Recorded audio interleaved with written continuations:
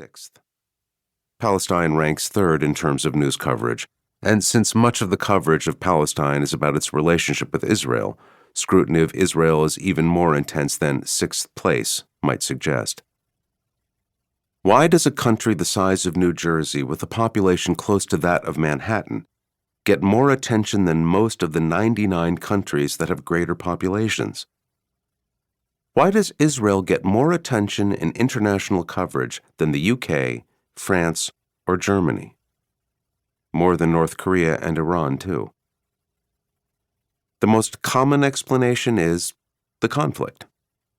Israel is covered so closely, many say, because people around the world are deeply concerned about the fate of the Palestinian people. The fate of the Palestinian people is a profoundly important moral issue, but still, that answer doesn't fully explain the international community's singular focus on Israel. After all, what about the civil war in Syria, which has taken 5 times more lives in just the past few years than has the entire Israeli-Arab conflict in a century? Or what about human rights atrocities in North Korea, Iran, Egypt, Yemen?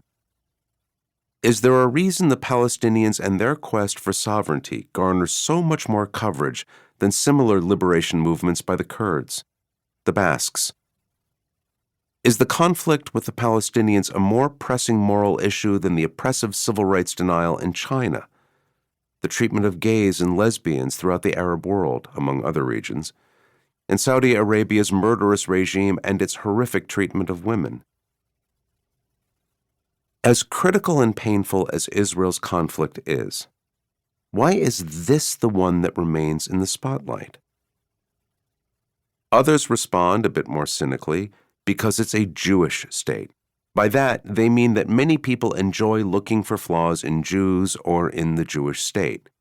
There is some truth to that too, but it is still not a sufficient answer.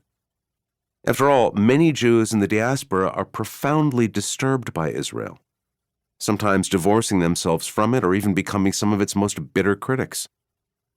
And many of these people are not looking to disparage the Jewish people. We need a better explanation. Israel mesmerizes the world because it is an almost magical story. A people that had been defeated 2,000 years earlier and had spent millennia dispersed without political power somehow managed to survive, while the ancient Egyptians, Assyrians, Babylonians, Greeks, Romans, and others who defeated it are now gone. Of all the peoples of the ancient Western world, the Jews are the only ones who managed to survive for century upon century. As the historian Barbara Tuchman has noted, it is only the Jews who speak the same language, practice the same religion, and live in the same land as they did in ancient times.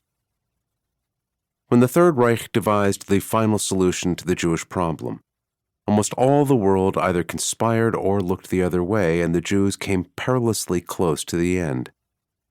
Yet just 3 years after the war, what just decades earlier had been a tiny enclave of Jews in Palestine had now become sufficiently populous and powerful to declare independence.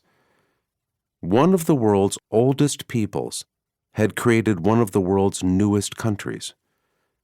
Jews, long synonymous with the image of victims on call, had taken up arms and taken their destiny back into their own hands.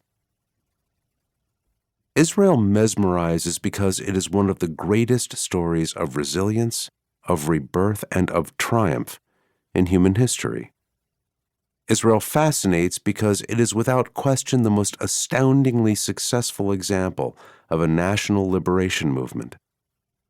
Yes, though we rarely speak about it that way, that is what Zionism is. It is the national liberation movement of the Jewish people. The speed with which that national liberation movement went from being an idea to a state was nearly unfathomable.